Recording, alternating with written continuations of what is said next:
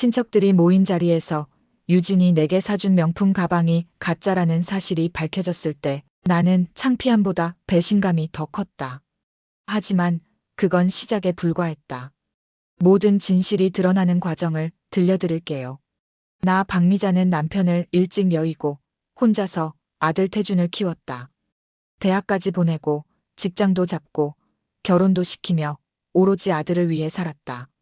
태준이 서울 대기업에 취직해 이사까지 올랐을 때는 그동안의 고생이 보람차다고 느꼈다. 태준은 5년 전 유진이라는 여자와 결혼했다. 처음에는 자주 내려왔지만 점점 발걸음이 뜸해졌다. 명절에도 회사가 바빠서 해외 출장이 있어서 라는 핑계가 늘었다. 어머니, 요즘 정말 바빠요.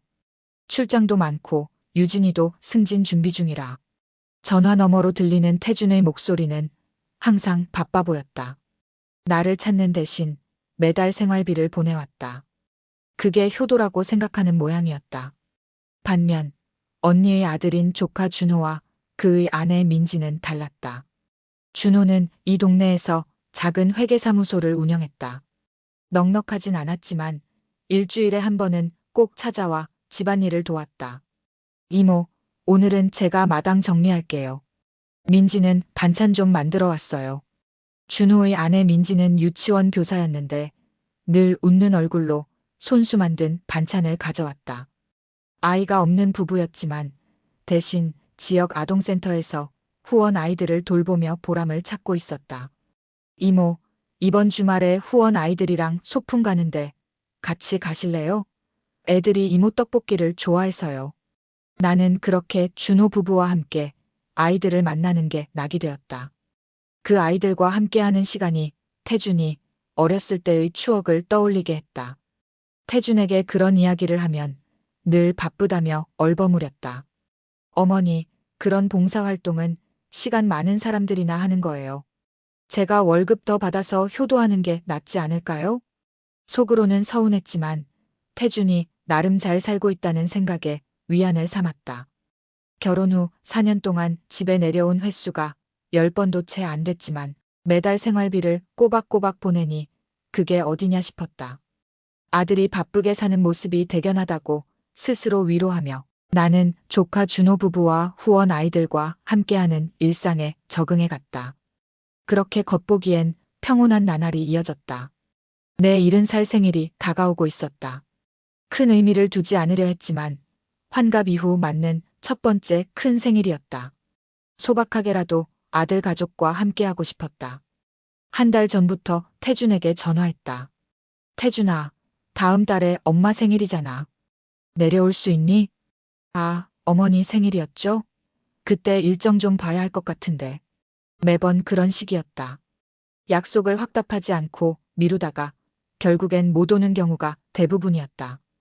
그래도 이번만큼은 기대했다. 70살 생일이니까. 생일 일주일 전 태준에게 다시 연락했다. 태준아, 생일에 정말 왔으면 좋겠다. 특별한 건 필요 없고 얼굴만 보고 싶구나. 어머니, 정말 죄송한데. 회사에서 급한 프로젝트가 있어서요. 다음에 꼭 보상해 드릴게요. 목소리에서 미안함은 느껴졌지만 실망감을 감출 수 없었다. 준호가 그 소식을 듣고는 자기가 특별한 저녁을 준비하겠다고 나섰다. 이모, 제가 특별한 저녁 만들어 드릴게요. 민지도 케이크 구워올 거고요. 생일 당일 아침부터 택배가 도착했다. 태준이 보낸 것이었다. 상자 안에는 고급스러운 브랜드 쇼핑백과 봉투가 들어있었다. 쇼핑백에서 꺼낸 건 밝은 베이지색 핸드백이었다. 브랜드 로고가 선명했고 만듦새가 고급스러웠다. 봉투 안에는 현금 100만 원과 짧은 편지가 들어있었다. 어머니, 생신 축하드립니다. 직접 찾아뵙지 못해 죄송합니다. 다음에 꼭 보상해 드릴게요. 가방은 유진이가 고른 거예요. 요즘 어머니 연세에 유행하는 거라고 합니다. 가방을 보며 기쁨보다 허전함이 더 컸다. 비싼 선물보다 아들 얼굴이 보고 싶었는데 그래도 며느리가 신경 써서 골랐다니 고마운 마음에 전화를 걸었다. 유진아, 가방 고마워. 정성 들여 고른 것 같아. 어머님, 마음에 드세요? 요즘 어머님 같은 분들이 많이 매시는 거예요. 프랑스 브랜드라 품질도 좋아요. 통화는 5분도 채 안 돼 끝났다. 바쁘다며 서둘러 끊었다. 저녁 때 준호와 민지가 찾아왔다. 손에는 케이크와 꽃다발, 그리고 정성스럽게 포장한 선물이 들려 있었다. 이모, 생신 축하드려요. 오늘은 저희가 이모 생일상 차릴게요. 민지는 직접 만든 미역국과 갈비찜을 가져왔다. 준호는 내가 좋아하는 와인도 한 병 사왔다. 선물은 손뜨개 목도리였다. 민지가 한 달 넘게 짬짬이 뜨개질한 것이라고 했다. 이모, 이거 민지가 밤마다 몰래 떴어요. 겨울에 따뜻하게 하시라고요. 따뜻한 저녁 식사와 정겨운 대화가 오갔다. 준호는 자신이 후원하는 아이들 이야기로 내 웃음을 자아냈다. 민지는 아이들이 그린 생일 축하 그림을 보여줬다. 자리를 정리하며 준호가 물었다. 이모, 태준이 형은 연락 왔어요? 생일인데. 응, 택배로 선물 보냈어. 회사가 바빠서 못 온대. 준호의 표정이 안타까웠지만 더 이상 말하지 않았다. 대신 다음 주말에 후원 아이들과 함께 나들이 가자며 화제를 바꿨다. 그날 밤 태준이 보낸 핸드백을 바라보며 생각했다. 비싼 가방 하나로 아들의 빈자리가 채워질까? 하지만 곧 그런 생각을 떨쳐버렸다. 아들도 나름 최선을 다하고 있겠지. 그렇게 스스로를 위로했다. 생일이 지나고 한 달 뒤 친척 딸 결혼식이 있었다. 언니의 맞손녀가 시집을 가는 날이었다. 특별한 자리이니 태준이 선물해준 명품 핸드백을 들고 가기로 했다. 그날 아침 오랜만에 정장을 차려입고 핸드백을 매니 기분이 좋아졌다. 거울을 보며 생각했다. 이 나이에도 이런 가방 하나 멜 수 있으니 자식 복은 있구나. 준호가 차로 결혼식장까지 데려다 주었다. 이모, 오늘 참 젊어 보이세요. 가방도 잘 어울리고요. 그래, 태준이가 생일 선물로 보내준 건데. 준호는 가방을 흘끗 보더니 미소만 지었다. 뭔가 말하려다 그만둔 것 같았지만 나는 별 의미를 두지 않았다. 결혼식장에 도착하자 친척들이 반갑게 맞아주었다. 모두 오랜만에 본 얼굴들이었다. 미자야, 요새 어떻게 지내? 아들은 잘 지내고? 언니가 내 옆에 앉으며 물었다. 그럭저럭 지내지. 태준이는 바쁘다고 자주 못 내려와. 그래도 효자네. 저 가방 비싼 거 아냐? 명품 같은데. 내가 가방을 자랑스레 들어보였다. 태준이가 생일 선물로 보내줬어. 유진이가 골랐대. 그때였다. 언니의 표정이 미묘하게 변했다. 동시에 옆에 앉아있던 사촌 언니가 가방을 유심히 살폈다. 미자야. 이거 진짜야? 당황스러웠다. 무슨 말인지 이해가 안 됐다. 뭐가? 이 가방 말이야? 사촌 언니가 낮은 목소리로 말했다. 이거 짝퉁 같은데. 우리 딸도 비슷한 거 갖고 있거든. 근데 로고 각도가 진짜랑 달라. 그 말에 주변 친척들이 슬그머니 모여들었다. 모두 내 가방을 주목하고 있었다. 심장이 빠르게 뛰기 시작했다. 아니, 그럴 리가. 태준이가 명품이라고 했는데. 사촌 언니의 딸이 다가와 가방을 자세히 살폈다. 패션 관련 일을 하는 조카였다. 이모, 진짜 같아 보이지만 가품이에요. 로고 스티치랑 안감 패턴이 정품과 달라요. 좋은 가품이긴 한데. 그 순간 온몸에 전기가 흐르는 듯했다. 식장이 핑 돌았다. 아들과 며느리가 나를 속였다니. 더구나 이렇게 많은 사람들 앞에서 창피를 당하다니. 괜찮아요, 이모. 요즘 진짜랑 너무 비슷해서 구분하기 어려워요. 조카의 위로가 귓가에 맴돌았지만 마음은 이미 무너져 내렸다. 나를 속이고 가짜 물건을 선물한 아들 부부의 마음이 이해되지 않았다. 결혼식이 끝난 후 준호가 나를 데리러 왔다. 평소보다 조용한 내 모습을 보고 준호가 물었다. 이모, 무슨 일 있으셨어요? 얼굴이 안 좋으세요. 나는 참았던 눈물을 터뜨렸다. 가방 이야기를 전하자 준호의 표정이 굳어졌다. 사실 아침에 말씀드리려고 했는데 제가 좀 알아봤거든요. 형이 보낸 가방이 의심스러워서. 알고 보니 준호도 이미 의심하고 있었다. 친구가 같은 브랜드 매장에서 일해서 사진으로 물어봤더니 확실한 가품이라고 했다고 한다. 집으로 돌아오는 길 마음이 무거웠다. 비싼 선물이 아니어도 좋았다. 하지만 거짓말로 포장한 선물이라니. 더구나 그 많은 사람들 앞에서 창피를 당하다니. 그날 밤 태준에게 전화하려다 그만뒀다. 뭐라고 말해야 할지, 어떻게 물어봐야 할지 혼란스러웠다. 혹시 태준도 모르고 유진이 혼자 한 짓일까? 아니면 둘 다 알고 있었을까? 핸드백을 바라보며 생각했다. 아무리 바빠도 생일에 내려오지 않은 아들, 비싼 선물인 척 가짜를 보낸 며느리. 그들에게 나는 어떤 존재인 걸까? 준호가 다음 날 아침 일찍 찾아왔다. 이모, 어젯밤 많이 속상하셨죠? 형한테 전화해 보셨어요? 아니, 못했어. 뭐라 말해야 할지 모르겠어서.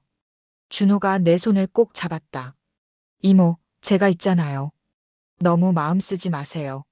그 말에 위안을 얻으려 했지만 가슴 한편에는 여전히 배신감이 자리 잡고 있었다. 가품 사건이 있고 일주일 후 동창회에 나갔다. 오랜만에 만난 친구들과 담소를 나누며 잠시나마 불편한 마음을 잊을 수 있었다. 그런데 친구 영숙이가 이상한 이야기를 꺼냈다. 미자야, 너 며느리 유진이 알지? 내 조카랑 같은 회사 다니는데 얼마 전에 술자리에서 봤대. 갑작스러운 이야기에 긴장했다. 왜? 무슨 일이 있었어? 영숙이가 망설이며 말을 이었다. 말해줘야 할지 고민했는데. 유진이가 술자리에서 시어머니 얘기를 했대. 시어머니가 돌아가시면 그 돈이 다 우리 거라면서 웃었다던데. 온몸이 얼어붙는 것 같았다. 잘못 들은 게 아닐까 싶었다. 뭐라고? 그럴 리가 없어. 착각 아냐? 아니야, 확실해. 내 조카가 직접 들었대. 게다가 시어머니 생일인데 시골 내려가기 귀찮아서 핑계대고 친정 여행 갔다는 말도 했다더라. 숨이 막혔다. 태준이 생일날 못 온다던 이유가 회사 일 때문이 아니라 유진이 친정 여행 때문이었다니. 그것도 귀찮아서라고. 미자야, 미안해. 이런 말 안 하려고 했는데 내가 알아야 할 것 같아서. 집에 돌아와 멍하니 앉아 있었다. 명품 가방도 가짜, 생일날 못 온 이유도 거짓말. 게다가 내 재산을 노린다니. 어떻게 이럴 수가 있을까? 다음 날 동네 마트에서 우연히 옆집 최 씨 아주머니를 만났다. 박 여사, 지난번에 아들 내려왔다며? 잘 지내? 순간 당황했다. 태준이 내려왔다고? 언제? 우리 아들요? 아니에요. 한동안 안 내려왔는데. 최 씨 아주머니가 의아한 표정을 지었다. 그래. 지난달 말에 차 번호판 봤는데. 그래서 잘 다녀갔나 싶어서. 그 말에 의문이 들었다. 태준이 모르게 다녀갔단 말인가? 왜 나를 만나지 않았을까? 집에 돌아와 준호에게 전화했다. 준호야, 혹시 태준이 지난달 말에 내려온 거 알아? 준호가 잠시 망설이더니 말했다. 이모. 사실 형이 한 번 다녀갔어요. 근데 이모한테는 비밀로 하라고 해서. 왜? 왜 날 만나지 않았는데? 저도 정확히는 모르겠어요. 그냥 급한 일이 있어서 왔다 갔다고만. 그날 밤 여러 생각이 꼬리를 물었다. 아들이 고향에 와서도 나를 만나지 않은 이유는 뭘까? 도대체 무슨 일이 있었던 걸까? 다음 날 아침 결단을 내렸다. 더 이상 혼자 고민해봐야 답은 나오지 않을 것 같았다. 직접 물어봐야겠다고 생각했다. 태준에게 전화했다. 태준아, 잘 지내니? 네, 어머니. 잘 지내세요? 갑자기 웬일이세요? 너 지난달에 여기 내려왔었지? 전화 너머로 잠시 침묵이 흐른 뒤 태준이 어색하게 웃었다. 아, 그거요? 급한 일이 있어서 잠깐 들렀다 갔어요. 어머니 계실 때 방해하기 그래서. 그래? 어떤 급한 일이었는데? 그냥 옛날 친구 좀 만나고. 별거 아니에요. 거짓말이 분명했다. 목소리에서 당황한 기색이 역력했다. 그리고 생일 선물로 보내준 가방, 고마워. 근데 그거 가짜더라. 또 다시 침묵이 흘렀다. 네? 무슨 말씀이세요? 유진이가 정품이라고. 친척 결혼식에 갔다가 다들 가짜라고 하더라. 패션 일하는 조카도 확실히 가품이라던데. 태준이 당황한 듯 말을 더듬었다. 그럴 리가요. 유진이한테 물어볼게요. 아마 오해가. 그리고 내 생일날 회사 일 때문에 못 왔다고 했지. 유진이 친정 여행 간 거 아니었어? 전화 너머로 숨 고르는 소리가 들렸다. 어머니, 그게. 누가 그런 말을. 태준아, 솔직히 말해봐. 너희 둘 다 날 뭐로 보는 거니? 돈이나 주는 자동인출기? 아니면 재산 물려줄 사람? 어머니, 무슨 말씀을. 제가 언제 그런 생각을. 더 이상 듣고 싶지 않았다.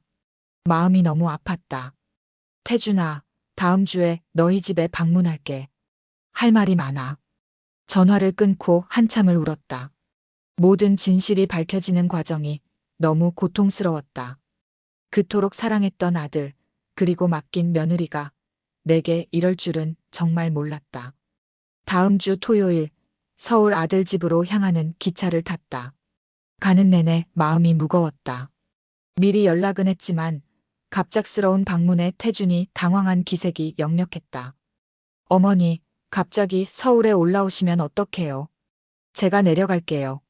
아니, 내가 갈게. 할 말이 많아. 태준의 아파트는 강남 고급 주택가에 위치해 있었다. 30층짜리 타워 아파트의 20층. 현관 비밀번호를 눌러 문을 열었다. 오랜만에 방문한 아들 집은 여전히 호화로웠다. 거실 한쪽에는 와인 셀러가, 다른 한쪽에는 대형 TV가 자리해 있었다. 태준과 유진은 어색한 미소로 나를 맞았다. 어머니, 잘 오셨어요. 식사하셨어요? 유진이 물었다. 응, 먹고 왔어. 짐을 놓고 거실 소파에 앉았다. 태준과 유진이 마주 앉았다. 긴장된 공기가 흘렀다. 어머니, 갑자기 올라오시니까 준비를 못했네요. 무슨 일 있으세요? 태준이 조심스레 물었다. 깊이 숨을 들이쉬고 말을 꺼냈다.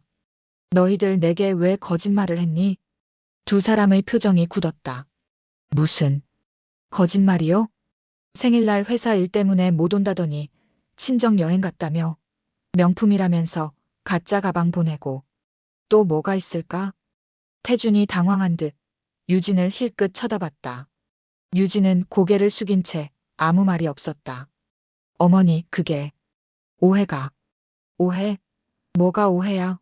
결혼식장에서 친척들 앞에서 창피당한 거?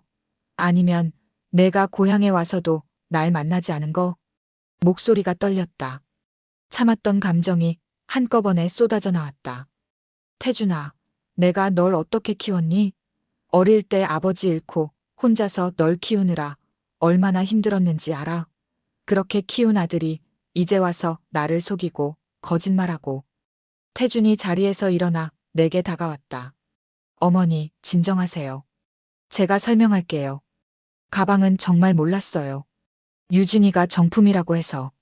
유진이 갑자기 끼어들었다. 어머님, 제가 잘못했어요. 사실 친구에게 싸게 샀는데 알고 보니 가품이더라고요. 너무 창피해서 말씀 못 드렸어요. 그 말이 거짓말처럼 들렸다. 그럼 생일날은? 회사 일 핑계대고 친정 여행 간 것도 설명해봐. 태준이 머리를 극적이며 말을 더듬었다. 그게 원래는 내려갈 계획이었는데 유진이 친정에서 급한 일이 생겨서. 그런 말은 사전에 해야지. 왜 거짓말을 했어? 그리고 지난달에 고향에 내려와서 날 만나지 않은 이유는 뭐야? 잠시 침묵이 흐르다가 유진이 자리에서 벌떡 일어났다. 솔직히 말할게요. 시골에 내려가기 싫었어요. 시어머님 댁은 불편하고 시간도 아깝고. 그냥 솔직히 말하기 그래서 핑계를 댄 거예요. 태준이 놀란 표정으로 유진을 쳐다봤다. 유진아, 지금 뭐 하는 거야? 왜? 사실이잖아. 우리 둘 다 바쁜데 주말마다 시골 가서 시간 낭비하기 싫었던 거 아니야? 충격이 몰려왔다. 내가 이렇게 귀찮은 존재였다니. 그럼 내가 지난번에 술자리에서 한 말도 사실이니? 시어머니가 돌아가시면 그 돈이 다 우리 거라고 한 것도? 유진의 얼굴이 창백해졌다. 누가 그런 말을. 동창 모임에서 들었어. 내 직장 동료가 다 들었대. 태준이 유진을 노려봤다. 유진아, 설마 내가 그런 말을. 유진은 태준을 무시하고 내게 따져 물었다. 어차피 재산은 태준이가 물려받을 거잖아요. 제가 틀린 말 했어요?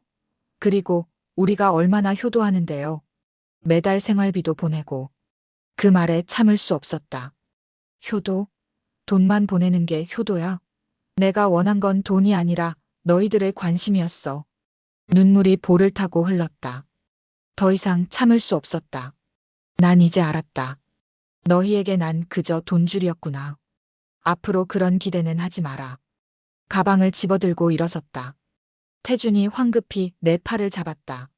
어머니, 어디 가세요? 오해해요. 제가 정말 몰랐어요. 이젠 됐다. 내가 몰랐다 해도 결과는 마찬가지야. 넌 내 아들이 아니라 유진의 남편이 됐구나. 문 앞까지 가는데 유진이 또 말을 걸었다. 어머님, 너무 심하세요. 우리가 뭘 그렇게 잘못했다고 이러세요? 노인네가 혼자 사는 것도 위험한데 그 돈으로 요양원이나 가시지. 그 말에 태준마저 충격을 받은 듯했다. 유진아, 제발 그만해. 나는 뒤돌아보지 않고 문을 열었다. 가슴이 찢어지는 듯 아팠지만 이제 모든 진실을 알게 된 이상 돌아갈 수 없었다. 너희는 가죽이야. 겉보기엔 화려하고 비싸 보이지만 진짜가 아니야. 반면 준호와 그 아이들은 보석이야. 겉은 화려하지 않아도 진심이 빛나거든. 문을 닫고 엘리베이터로 향했다. 뒤에서 태준이 달려와 다시 내 팔을 잡았다. 어머니, 제발 가지 마세요. 제가 잘못했어요. 다 고칠게요. 태준아, 이젠 늦었다. 넌 이미 선택했잖아. 서울에서 돌아온 후 일주일간 전화기를 꺼놓았다. 마음을 정리할 시간이 필요했다. 8째 날 드디어 전화를 켰더니 태준에게서 온 수십 통의 부재중 전화와 문자가 있었다. 어머니, 제발 전화 좀 받아주세요. 정말 죄송합니다. 다시 만나서 얘기해요. 유진이도 반성하고 있어요. 모든 걸 바로잡겠습니다. 하지만 가장 최근 문자는 어조가 달랐다. 어머니, 죄송하지만 집 명의가 아직 어머니 앞으로 되어 있잖아요. 이참에 정리하는 게 어떨까요? 제 이름으로 변경하거나. 씁쓸한 웃음이 나왔다. 역시 재산이 목적이었구나. 준호가 찾아왔을 때 그 문자를 보여줬다. 이모, 형이 정말 너무하네요. 괜찮아. 이젠 다 정리됐어. 내가 뭘 해야 할지 알게 됐어. 다음 날 변호사를 찾아갔다. 재산 문제를 상담하고 싶다고 했다. 어떤 도움이 필요하신지요? 변호사가 물었다. 제 재산을 정리하고 싶어요. 아들에게 물려줄 생각이었는데 마음이 바뀌었거든요. 변호사와 상담 후 집으로 돌아오는 길에 우연히 동네 미용실 원장을 만났다. 박 여사님, 요즘 보기 힘들더라고요. 잘 지내셨어요? 그럭저럭요. 요새 집안일로 좀 복잡해서. 원장이 목소리를 낮추며 말했다. 실은 며느님 얘기 들으셨어요? 지난번에 여기 와서 손님들 앞에서 시어머니 흉을 보셨대요. 놀라서 말을 잇지 못했다. 네. 유진이가요? 언제요? 한 2달 전쯤이요. 친구들이랑 와서 파마하면서 시골 시어머니가 촌스럽게 굴어서 못 견디겠다는 말을 하셨대요. 다들 듣기 민망했다더라고요. 집에 돌아와 한참을 생각했다. 더 이상 아들과 며느리의 진심을 의심할 여지가 없었다. 그들에게 나는 그저 재산을 물려줄 사람, 혹은 귀찮은 시골 노인일 뿐이었다. 이틀 후 태준에게서 또다시 전화가 왔다. 어머니, 다음 주에 내려갈게요. 할 말이 있어요. 무슨 말? 그냥 얼굴 보면서 해요. 중요한 얘기가 있어요. 직감적으로 알았다. 분명 재산 문제일 것이다. 예상대로 다음 주 토요일 태준이 혼자 내려왔다. 유진은 오지 않았다. 어머니, 잘 지내셨어요? 어색하게 인사했다. 그래, 너는? 네. 그냥 그래요. 거실에 앉아 차를 마시며 태준이 말을 꺼냈다. 어머니, 사실 요새 회사 사정이 안 좋아서요. 지금 자금이 좀 필요한데. 역시 돈 때문이었다. 아들의 진심은 그것뿐이었다. 얼마나 필요한데? 5천만 원 정도요. 급한 일이 생겨서. 나는 조용히 일어나 방으로 들어가 서류 봉투를 가져왔다. 태준의 앞에 내려놓았다. 이게 뭐예요? 열어봐. 태준이 봉투를 열자 놀란 표정을 지었다. 그 안에는 내 재산 정리 내용과 유언장 사본이 들어있었다. 주택은 지역복지재단에 기부하고 예금은 준호가 후원하는 아동센터에 기부하기로 한 내용이었다. 어머니, 이게 무슨... 이제 됐다. 더 이상 내게 기대하지 마. 난 이미 내 선택을 했어. 태준의 얼굴이 새하얗게 변했다. 태준이 봉투를 내려놓고 고개를 들었다. 눈에는 분노와 당혹감이 어려 있었다. 어머니, 농담이시죠? 이게 말이 돼요? 저는 아들인데. 그래, 넌 내 아들이야. 하지만 아들이라고 해서 모든 걸 당연하게 받을 권리가 있는 건 아니야. 태준이 벌떡 일어섰다. 이럴 수 없어요. 어머니가 번 재산을 엉뚱한 사람들한테 다 줘버리면 어떡해요? 제가 얼마나 효도했는데. 효도? 매달 생활비 보내는 거? 명절에 인사전화 한 통? 그게 다야? 태준이 손으로 얼굴을 감쌌다. 잠시 침묵 후 그의 태도가 갑자기 누그러졌다. 어머니, 죄송해요. 제가 잘못했어요. 앞으로 더 자주 찾아뵙고 잘할게요. 유진이도 반성하고 있어요. 그의 갑작스러운 태도, 변화가 오히려 더 마음을 아프게 했다. 재산 문제 때문에 갑자기 착한 아들 행세를 하는 모습이 너무 슬펐다. 태준아, 이제 그만하자. 내 진심이 아니잖아. 난 이미 다 알아. 아닙니다. 정말 반성하고 있어요. 어머니를 실망시켜드려서 죄송해요. 한 번만 기회를 주세요. 내가 널 키우면서 가장 중요하게 가르친 게 뭐였지? 정직이었어. 근데 지금 내가 정직하게 말하고 있니? 태준은 말을 잇지 못했다. 눈빛이 흔들렸다. 어머니, 그래도 저는 아들인데. 법적으로도 이건 문제가 될 수 있어요. 결국 본색을 드러냈다. 나는 쓴웃음을 지었다. 법적으로?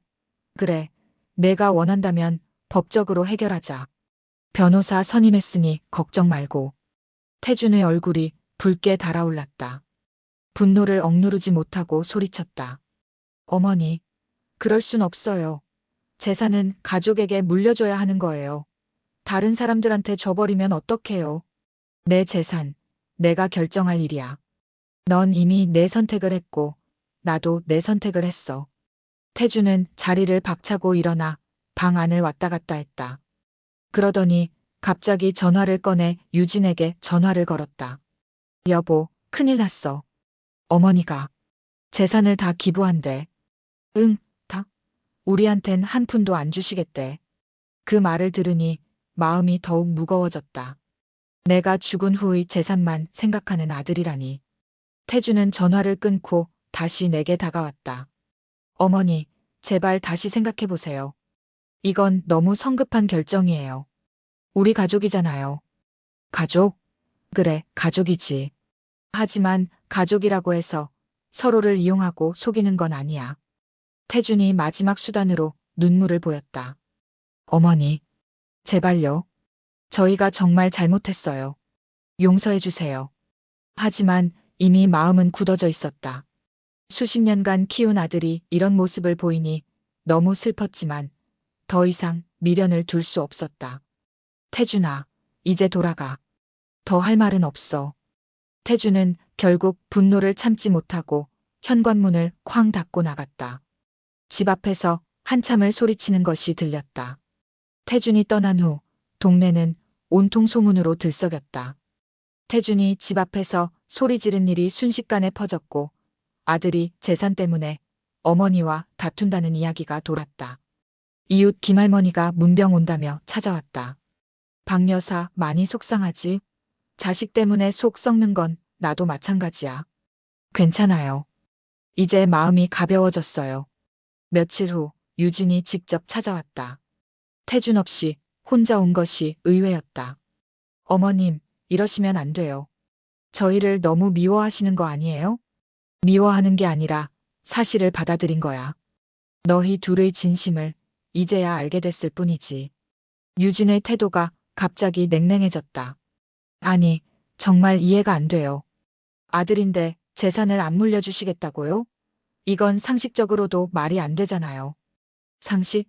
부모에게 거짓말하고 가짜 선물 주고 뒤에서 흉보는 게 상식이니?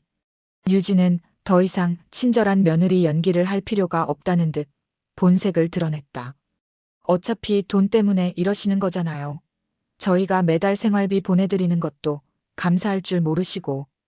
그 말에 웃음이 나왔다. 유진아, 넌 정말 모르는구나. 내가 원한 건 돈이 아니었어. 진심 어린 관심이었지.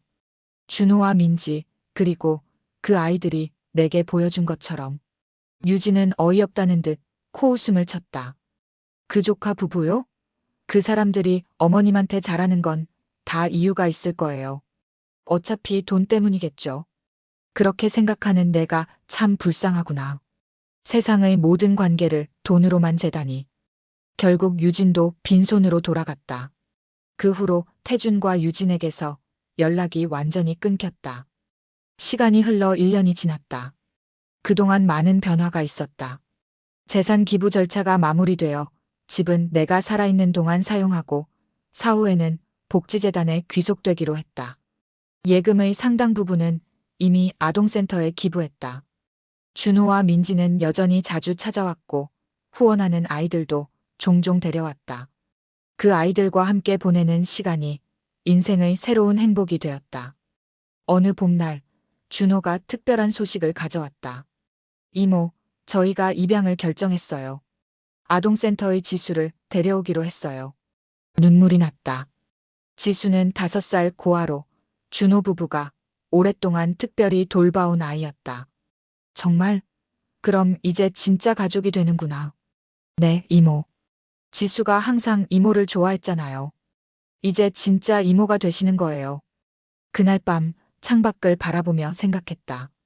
내가 그렇게 아끼던 아들에게서는 진심 어린 사랑을 받지 못했지만 조카 부부와 입양될 지수, 그리고 센터의 아이들에게서 더 큰 행복을 찾았다. 가끔 태준과 유진 소식이 들려왔다. 재정적으로 어려움을 겪고 있다는 이야기였다. 마음 한구석이 아팠지만 후회는 없었다. 주변 사람들이 물었다. 박 여사, 아들과 연락 안 해요? 그래도 피부치인데. 그럴 때마다 같은 대답을 했다. 핏줄이 아니라 진심이 가족이에요. 나는 이미 내 가족을 찾았어요. 아들에게 모든 것을 물려주는 대신 진정한 가족의 의미를 발견한 내 선택이 틀리지 않았다고 믿는다. 이렇게 홀가분한 마음으로 새로운 가족과 함께하는 날들이 내겐 최고의 사이다 같은 시간이다. 오늘의 이야기는 여기까지입니다. 여러분의 구독과 좋아요는 영상 제작에 큰 힘이 됩니다. 구독과 좋아요 부탁드립니다.